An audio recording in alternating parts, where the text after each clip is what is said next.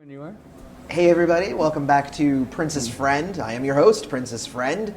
With me today is Allen Beaulieu, who is the photographer who shot a lot of the stuff for Prince between Dirty Mind Controversy 1999, those years. 79 through 84, right before Purple Rain. Right before Purple, which is why the name of the book is Before the Rain. Prince Before the Rain. And here's the picture of the book. Here's the book, and I'm totally fixing this in post. You know, neither of us brought a book. Isn't that bizarre? We're so prepared. And that's what we're here. talking about. The funny thing is that I met you once before earlier this year at a Celebration Right. when I was here. Right. What was that like, coming and being part of Celebration here in Minneapolis? And Well, you know, to me it was an honor, because the first year they had Celebration, I was still grieving. I mean, Prince had just passed away, and then they started to have all these celebrations around First Avenue, 7th Street entry, and thousands of people were, you know, gathering to celebrate his music. And I was still like in pain because he was a friend of mine. Yeah. And so when the first Celebration came around, I wasn't invited. I went, you know, that's okay. You know, I'm still kind of grieving anyway. Yeah. But when the second one came around, I was kind of going, hey, wait a minute here. And even Steve Parker, who's a good friend of mine, and I love the guy. Love his work. Absolutely love the guy. Steve Parker was doing a Celebration panel. Yeah. And he goes, you should be out there. I mean, more than me, you know. And I didn't know what Celebration was. So when I finally got invited to Celebration, it was an honor. I mean, it always is. You like to be recognized for the work that you do. Of course. You know, and so after doing all these album covers, you know, I made a poster of some of my favorite photographs, and I took them out there with me, like this whole stack, and I figured, well, I'll probably give out one or two. Well, they were gone the first session. Oh, wow. Yeah. There's that many people at Celebration. Did you have to go out and like print more, or was that it? It was first come, first serve? It was just first come, first serve at that point. I mean, I wasn't prepared. But Prince changed a lot between when I photographed him and when other people photographed him. Right. You know, I mean, we were friends. We were close. I mean, he was just coming up, so he wasn't the famous Purple Rain guy. Right, he wasn't the Prince yet. He wasn't the Prince yet. Yeah. You know, our first shoot was the cover of the book, the star photo. That was our first photo shoot. Oh, wow, okay. Yeah, so that was challenging, because you have to understand that this cat by then already had I Want to Be Your Lover out. Mm-hmm. He could have hired anybody he wanted to do his album cover. And believe me, I was a bare bones photographer back then. I mean, I was just getting started. It was 1978, 79. I think I opened my studio in 78, and then he called me in 79. Okay, and then before then you were doing like fashion stuff. Right, I was doing a lot of fashion stuff for Minneapolis St. Paul magazine, and a lot of local stuff, you know, like, and that's how I met Prince, actually, and I can tell you that story if you wish. I got a call from Bernadette Anderson, and she was director of this YWCA, which I don't think they make YWCAs anymore. I think they're just YMCAs. And they were having this fashion show, and it was called the Shades of Blackness Fashion Extravaganza. Okay. 4th annual. And so I actually just shot the pictures the way, kind of what the title said, Shades of Blackness. Right. So I got these two beautiful black models, one male, one female, and dressed them up in some beautiful black clothes, shot them on a black background. So I had black people, black clothes, black background. Right. Beautiful shot. Yeah. It's in the book. And Bernadette Anderson luckily happened to be Andre Simone's mother. Okay. Lucky for her. Lucky for both of us, because Prince had been kicked out of his house at that time by his dad, and was living with Andre Simone. So as soon as he saw that poster, he goes, give me that number. So he called me immediately, I was told. So it was Prince that chose you, not Warner Brothers. Not Warner Brothers at all. Okay. No, it was Prince that called me on the phone, and I was in my dark room working on some, fashion stuff and developing pictures. And back then there was no digital. It was real film. Right. Real dark rooms. Anyway, so Prince called me, and not that I was expecting his falsetto voice all the time. Right. But that's all I was used to hearing. I heard Soft and Wet, and, my brother had told me, I think we were at a club in St. Louis Park, which is down the road here in Minneapolis. And it was a discotheque at the bottom of this club, and Soft and Wet came on. And my brother said, that guy's from here. You should, photograph. I go, how would I even get a hold of this guy? Plus I know he had a Warner Brothers contract. Right. And I'm sure he's protected by a lot of people. And what are the chances of me meeting him, right? That's what I told him. And then your at the phone time. mysteriously rang at that very moment, like and a then horror movie. 3 days later, it rang. And, and all I heard was that falsetto voice. And when I picked up the phone, he goes, this is Prince. And I went, okay. If you say so, I believe you. He said, what do you charge an hour? And I had really dived into any of that kind of stuff. I just was spitballing. I said, how about $150 an hour? And he goes, okay, I want to book for 3 days. And you were like, cha-ching! Yeah, I was going, yes. all right. Not only do I get a chance to work with a Warner Brothers artist, but, I'm getting paid. What life is good for a brand new studio owner type guy. And, a quick tangent here. Did working with Prince get you gigs with other Warner Brothers artists? No. No? He kept me a secret. That's what I was wondering about, because it seems like it would be, like it would get you. There was no piece of paper between me and Warner Brothers, between me and Prince. Oh, wow. But I first met him, and like I said, I think he could have shot with anyone that had sufficient equipment. But I was just getting there. I was just kind of, I had the right camera. So what he had to do for the star photo is he had to stand in front of this black background, which I punched stars out with a razor blade. Right. And then so he had to stand in one place.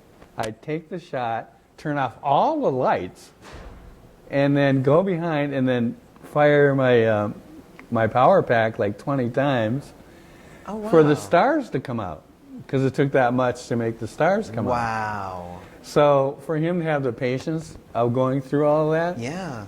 I was going, I'm glad he's doing this for me, but I hope he comes back. Yeah. So he does come back in the morning to look at, his photographs. Not morning. I think it was about 3 in the afternoon, to tell you the truth. Well, because back then developing film took time. Right. So. Right. So yeah. So he came in to look at his film, and he's looking at it, and he goes, "These are really bad." And I'm going, "Oh no!" And I'm going, God, I just shot him once, and I'm going to lose this guy, Yeah. And he goes, "No, these are really bad." Well, bad was good. Well, bad. Bad isn't good. Yeah. Bad isn't Michael Jackson bad, not right. Not bad. Not bad. So it was like, okay. So I got another chance to shoot him, and I think he first called me for this 3D Mind album, and he goes, "Al, I want to be shot on a bet." We did everything by phone. Right. Because we wouldn't, have these serious meetings about album covers. He wouldn't come to my office like I'm talking to you right now and go, "Al, this is what I'd like to have," or this is what. He's not a touchy-feely kind of guy. Right. He would just call me up and go, "Al, I want to be shot on a bet." It's called Dirty Mind. So, go with it. I picture these phone calls being like, Allen Beaulieu, this is Prince. Right. Like calling you by full name all the time. Is that a thing? Yeah. And so my first album cover that's going to be national is going to be a black man on a bed. Right. Oh no. So I kind of thought about it, and I went to this recycling place where they would bring aluminum cans, and they give you 10 cents. Well, they had this bed spring. Right. That didn't have any bedding on it. It was just the springs, but it made a pattern. And I go, that's it. Yeah. That's what I need. So I bought it for $25. Brought it back to my studio. I lit it all up. Did a couple Polaroids with, some models that came through and stuff. I go, it looks great. He's going to love this. So he comes in, and I take the first Polaroid, and he loved it. He just fell in love with the whole idea.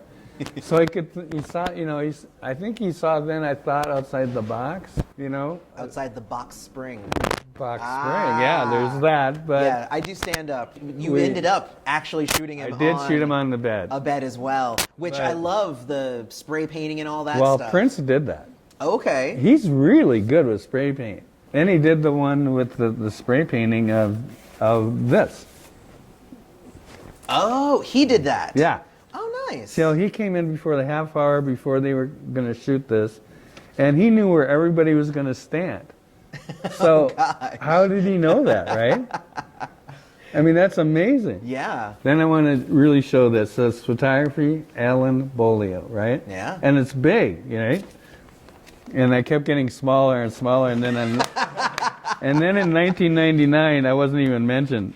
Oh no. Yeah, I know. Not at all. Wait a Not minute. at all. He was mad at me because Earth, Wind, and Fire called. See, Earth, Wind, and Fire called Prince and said, "We want to use your photographer. What's his name?" He goes, "I'm not going to give you his name." Oh my gosh. You have to stand the time crunch that we were in. I did Dirty Mind, Controversy. Right after Controversy, I did The Time. Cool. Vanity VI was starting. Yeah, and then I did 1999, which he didn't give me photo credit for, which is unbelievable. I think he says something like, all my money to Al, thanks for being my pal, or something like that. Well, I mean, you got mentioned. I You got didn't get the mentioned. credit. You didn't get the byline. I didn't get the byline. Yeah. I didn't get the credit. So I did shoot 1999, ladies and gentlemen. Yes, we assure you, he did. And so I did a lot of work for him in a short amount of time. Now, this may seem weird to you, and it's weird to even me when he said it to me. But here's what he said to me after the Earth, Wind, and Fire call. He goes, "You're getting more famous than I am." And I go, "How could that ever happen?"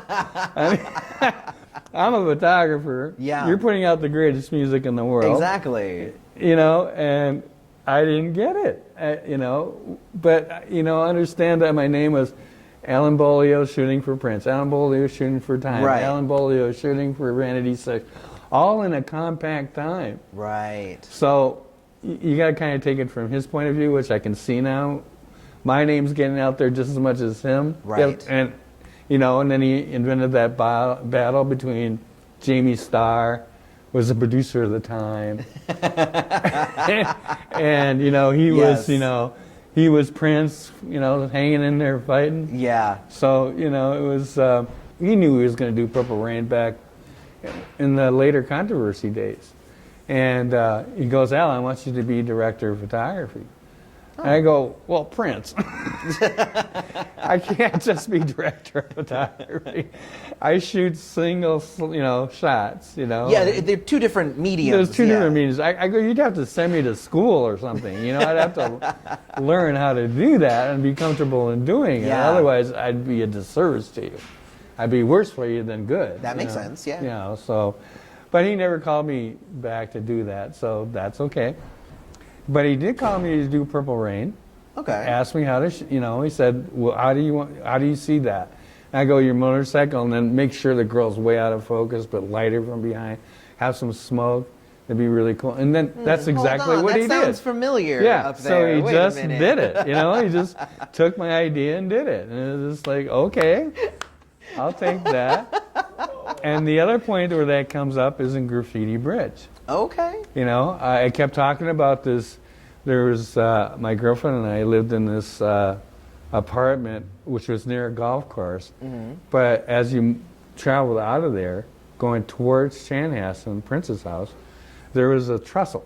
Do you know what a trestle is? It's Yes. a small bridge. Yes. Very small bridge. It's like, you almost had to go down to one lane to go through it. Because there wasn't that much traffic. Right. But people had put graffiti all over this bridge. So I kept going to Prince. We got to shoot at Graffiti Bridge. Yeah. It's this great place. You're going to love it. So I kept talking about it. Like not just once, but probably 50 times. And then finally he says to me, he goes, "All right, I'll shoot at Graffiti Bridge." Okay. Fine. If you want me to do it. So we get out there, and there's nobody around, of course. So he writes his name, Prince, and that red spray paint. And I looked through the camera and I noticed that we're not seeing any graffiti because, as any human being, if you're standing next to a bridge, you're not tall enough to see the bridge. Right. So I either had to get lower or he got to get. So we did a kind of a mesh of both. Like I got lower. A perspective thing. He got higher. I put him on a few camera cases, and I got lower so you could see better. Okay. And then it's weird that probably in the 90s he made a movie called Graffiti Bridge. Yeah. But that was going, where's my money? You know? You know, that's actually one of my favorite things in the book. Right. Was seeing all of the different shots that you took, Right. and then like, you know, because the way that it's set up in the book, and it has like the one that got picked, and then like all of the B-roll Right, on the next right, page showing right. you all of the pictures that led up to that. And I think the party up one Oh, was yeah. probably my favorite, because the one that we used was not even like, I loved the one where he was like pointing the Right. spray paint at the camera, and like there were so many great dynamic shots that we didn't get to see. Right. And that was actually one of the best parts about the book, in my opinion, was seeing the different versions of what could have been the different album Well, covers. you know, that's all I had, too. Yeah. I mean, because Warner Brothers or Prince, actually Prince would come to me and then snip photos. And they're the real thing. The transparency's not digital. Right. So once he took a piece of film, It was gone. it was right. gone. It was just like he'd put it in a sleeve and he'd be out the door. Wow. And you remember that one picture, I don't know if we don't have it like displayed here, but it's a shot I did at the Little Red Corvette video shoot where he is, I shot in black and white and then I painted it. So Oh, it's a wow. black and white shot of just him and his eyes look really cool and the lighting's really cool. So I did the biggest print I could make, I think at that time was a 22 by 32 of this 35 millimeter. Okay. And then I got some Marshall paints and I started painting it. And because we were off tour then, you know, the Controversy tour was over and then I just was like painting it. And so before the tour was done, I let him see my finished work and he just took it from me. So I don't know where that is to this day. Oh my gosh. Maybe it's in the vault. Probably in the vault. Yeah. And one of my favorite pictures, and yeah, he just took it from me. Wow. But that's how good he was at spotting what he really liked, because then next week that was the back cover of Rolling Stone. Wow. That's how fast he got things done. I got to say that the quickness of getting things done was astonishing back then. I mean, Yeah. because back then we didn't have the internet, we didn't have cell phones, we had yellow pages, believe it or not, that you had to look through. Right. Like, so when I went to a town, and he said, "Well, Al, I want you to be my, photographer, on tour." And I said to Prince, I go, "I'm a studio cat. I need to know where your lights are. I need to know where you are. I need a light for you like all these, or I knew where he was going to be." And,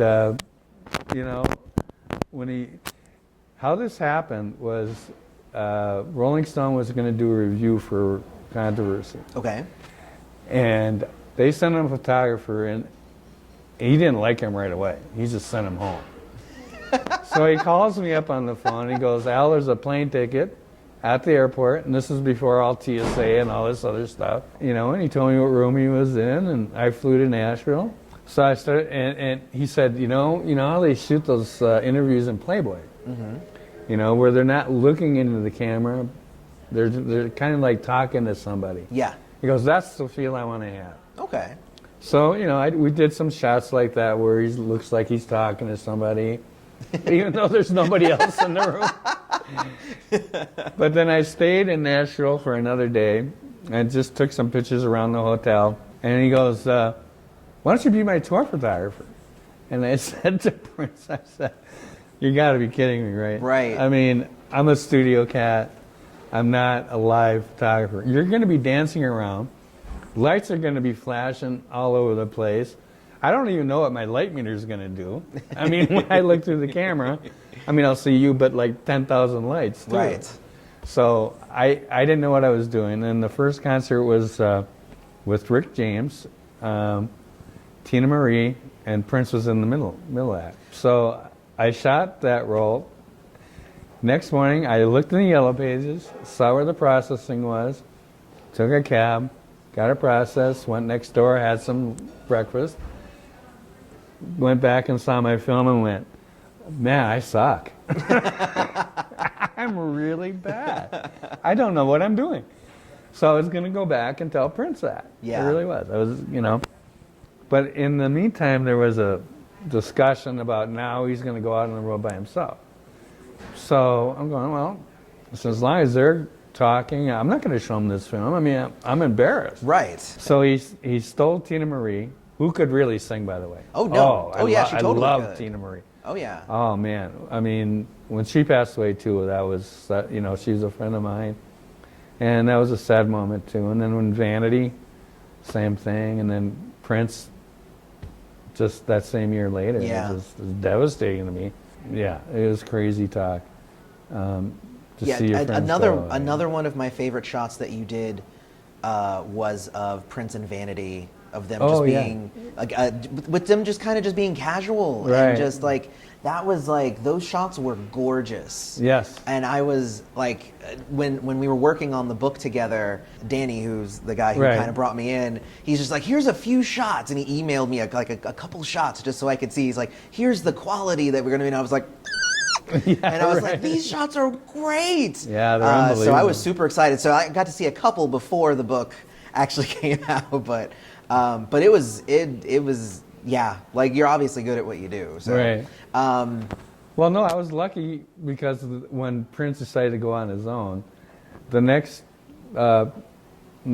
place we landed, I think it was Atlanta, and which is a big city, mm-hmm. and but we were at a smaller place because Rick James was doing auditoriums, because he was more, I don't know, famous, whatever. But at the time, I think he was, yeah. At the time he was, and so we were doing smaller shows, and I was lucky enough to run into this photographer who was like all geared up. He had like 2 camera bodies and was all set to go, and I just go over to him and goes, I just need some help.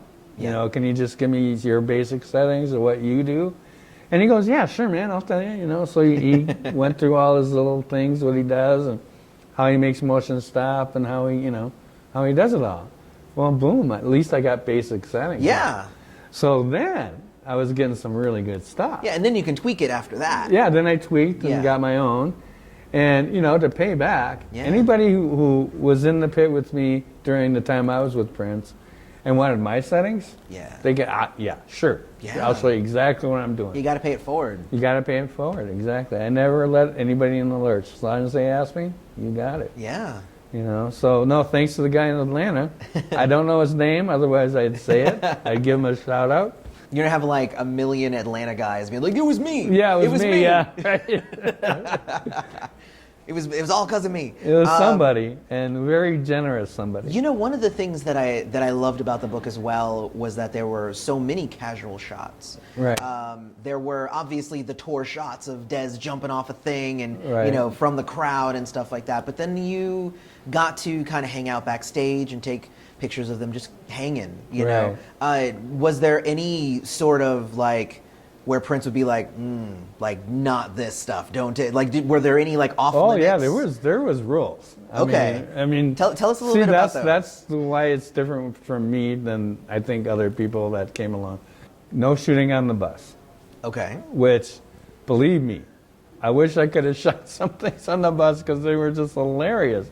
These guys are great on the bus. But yeah, Prince said, no, that's my private time. That's my private sanctuary. No shots on the bus. So I couldn't do that, but outside of that, I could shoot sound check, backstage anytime I wanted, but they were pretty. He would tell me sometimes, Al, let's do a photo shoot, after the concert, let's do that, So there was some setup stuff, but there was also some casual stuff. Yeah. And and you're like, you're paying me by the day, so let's do it. Didn't matter to me. Yeah. And I think when he got the bill at the end of the concert, he probably went, whoa. I do want to tell you this one time. Oh, yeah. Just because it was so precious to me, is that he calls me in my room at about 2:30 in the morning. And this is the 80s. And back then, they had arcades that were open 24/7. Oh, yeah. So we're in Cleveland. He calls me and he goes, Al, let's go play some video games. And we had the greatest time from about 3 o'clock in the morning till 4 in the morning. And we only played one game, Centipede. Oh, gosh. Was I any good at Centipede? Absolutely not. Was anybody ever any good at Centipede? It didn't matter, though, because we were just laughing our heads off. You know, we were having a good time with each other, you know, making fun of each other. Like, oh, man, you missed that one? You know? So, no, it was precious time because I then knew we were friends then. Right. You know. And not just work colleagues. Yes, not just photographer, client. That I was becoming, I think on what Des Dickerson said to me, he goes, you got into the upper level, you got into the inner circle of, you know, Prince's people, you know. And I didn't see any other photographer do that. Yeah. So, because I asked Nancy Bond, who did the Purple Rain tour, which I would have gave him my left hand to shoot, believe me. I bet. You know, I mean, if I would have done Purple Rain, you would have known my name right away. Yes. Know, right? I wouldn't have even had to ask how to pronounce it. Exactly. Exactly. So, you know, I think what I brought to the table, because I know this album right here, which I call the blue album cover. Yes, yeah. Which this camera can see it, so I don't have to move it. Yeah, and it's a headshot of Prince. And he was telling his girlfriend, Kim Upshur, at the time, that was art. And I was going, no, that's just a headshot, Prince. You know, that had nothing to do with his music. Now we go to the next album, and I think what I showed was at least his sexuality. Yeah. We were there, LA Coliseum, 1981, when the Revolution, where Prince performed before the Rolling Stones, right? Right. So you saw, like, the throwing of the chicken in a boat. But from your perspective, what was like to experience? Well, I think, understandably, anybody that had his kind of music, you do not throw out at 12 noon on any day. No. You could do it today and you'd still get that same reaction, I still believe. Because he comes out in the trench coat, bikinis with leg warmers and high heels. And he starts off with Jack You Off, I think. And now understand, all these people in the front row have been waiting since 9 in the morning to hear some music. And the first thing they hear is Jack You Off, so they throw stuff. Yeah. And, you know, Prince did his best. I think he's a great performer. There's no argument there. But it's just the time slot, 12 noon, that kind of put him in a really bad situation. But I want everybody to learn from this. That everybody doesn't have, you know, super, you know, even Prince had a downtime in his life. Yeah. And he overcame. How do you overcome that? With better music, better stuff, you know, and said, okay, you're going to challenge me to see if I can be as good as the Rolling Stones. All right, I'm going to tell you, I can do it. I just want to let everybody know that. I was going to say, and he did it, yeah. And not, you know, and don't let any, you know, people get down about stuff. I do too. You know, there's moments I kind of get down, but you got to remember there's always tomorrow and the sun's going to come up. Prince went through it. We all go through it one way or another. Hang in there. You know, love for one another. That's what I say. One last question. Sure. What is your take on Morris Day? I love Morris. I absolutely love Morris. What Prince did says, I'm going to put together this group. He didn't even tell me the name. Okay. I don't even know if he had a name at that point. Okay. And he says, go take Polaroids of like storefronts and apartment buildings and then show them to me, and then I'll tell you which one I want to use. So I took like 10 Polaroids and different locations. You know, it took me like 2 days to travel around this city, and I drive out to Prince's Purple House in Chanhassen, and I show him the Polaroids. He goes, I want you to shoot it here, which was the no lottering. These guys know Prince, and they've heard of me because I did Prince album covers. Right. But we never met officially. So we get together at 3 o'clock in the afternoon. It's kind of over cloudy. We meet at this front of this West Bank apartment building. It says no lottering, and then there's steps. And I try to kind of put him like, well, who's the lead singer? So that was Morris. So I put him out front and kind of arrange him like I know how Prince did it in you know, Dirty Mind. So I kind of just went by instrument. So obviously I put the drummer in the back. Yeah. So, you know, Well, he was also the tallest. Sorry, Jelly Bean. So, yeah. Put some jelly on it. No, I love you, man. We I all love you, Jelly Bean. We all I love love Jelly you. Bean here, definitely. I love you, Jelly Beans. But as far as the relationship that Morris and I had, was really good. I mean, especially when we were on tour, we would spend a lot of time together, like that time between sound check and the show. Because we'd get dinner in there somewhere, but then it was, you know, then we could, you know, Prince had gone back to his hotel. I'm still kind of fidgeting with my cameras, and Morris would come over and go, "Hey, what you doing?" And we'd sit around and talk, and we became really good friends, and to this day, I hope. Hey, Morris, shout out to you out there. I was going to ask you how the shoot was different between shooting Prince and shooting Morris Day and Vanity VI, because you had those pictures in the book as well. Yeah. But how was the process different? The difference is that with the time, they kind of had an advantage. They knew about me, but never met me. Right. So, and Prince wasn't there. So it was just me and the band. Oh, okay. So it wasn't like Prince overseeing the whole thing or anything? No, not at all. Okay. He just says, go shoot it. You know, like that was going to happen in 5 seconds. Right. Hey, just go handle that. Just go handle that for me, and then, you know, let me know when you got it done. So I went and shot him, and, you know, it probably took about 2.5 hours to, like, get the right shot. And then they actually made a backdrop when they went out live. Yeah, that's right. Out of the kind of the mock building that I shot him in front of. So that was kind of cool. That is cool. And then for Vanity VI, he was a little bit more involved with Vanity VI because he loved Vanity, of course. Right. So he was a little bit more involved with that. He was like over my shoulder going, how are we turning a little bit to the right? Okay. But I think that's what he liked about working with me, is that I didn't say, beautiful baby. Yeah, that's it. Oh, go. You weren't the typical photographer. I was more, you know, bring your shoulder to the right, you know, have your chest out a little bit. Let's have the head over here a little bit. So it was more, I don't know how you say in English, but more instructive, maybe? Yeah, maybe more instructive. Yeah. And I think that's what he liked about me. And, you know, and then finally I said to myself, what would Prince do? You know, and he loved Minneapolis. He loved Chanhassen. Loved that he came from here. And that's when I called the Minnesota Historical Society, because they're from Minnesota. Yeah. And I said, that's what Prince would have done, you know. But, and I think they did a great job. You did a great job. Well, thank you. I think you did a great job. Thank you. And Josh, I think Stone did a great job.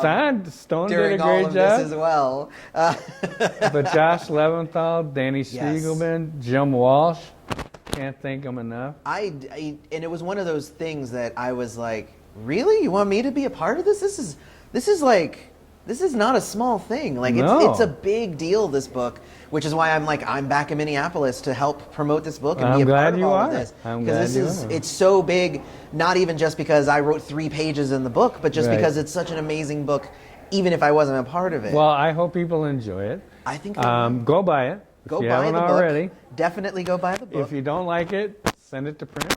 And if you do like it, send me an email on Facebook. Yeah. So what do you think, what lessons do you think that you learned that short amount of time that you worked with Prince that you've brought into your Other later stuff. years of doing photography? Well, is to be sensitive, because not all artists are the same. Immediately after shooting Prince, that opened the door for me getting a 5-year deal with Rolling Stone magazine. Oh, wow. Now, understand the 80s and late 80s, you're talking Heart, Billy Joel, Poison, all those bands. Just every star you can think of the 80s, I shot.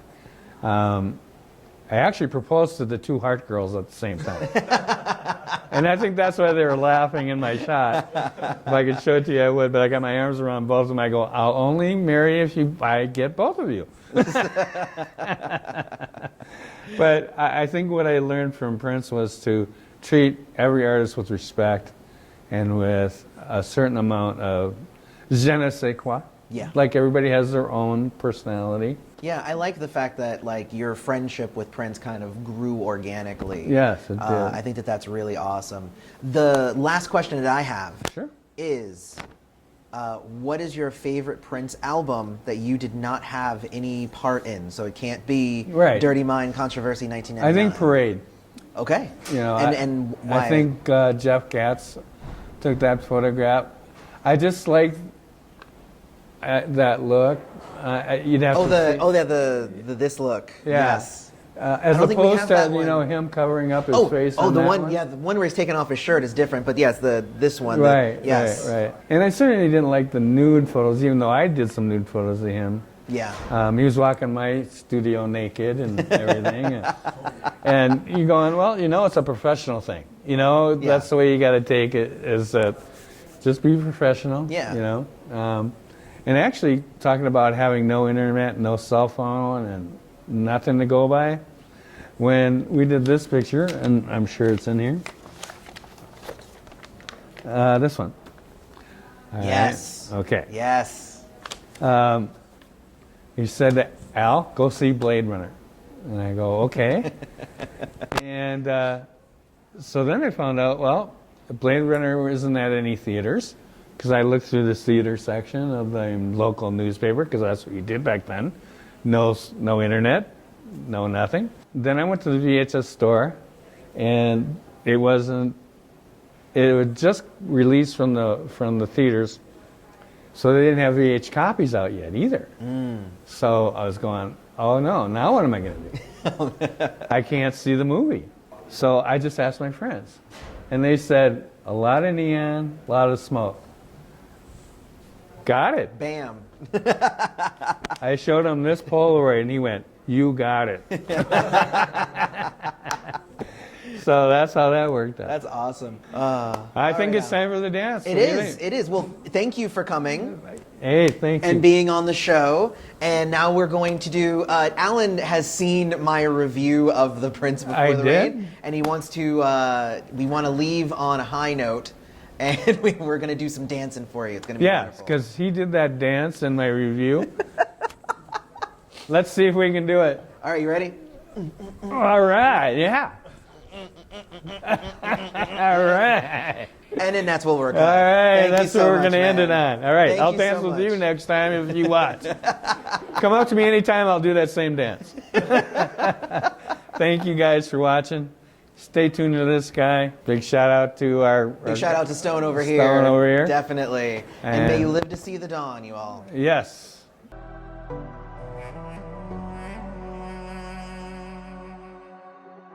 You know, something I don't often ask you guys all to do, but share these videos. It's super duper important, and it's what real friends do.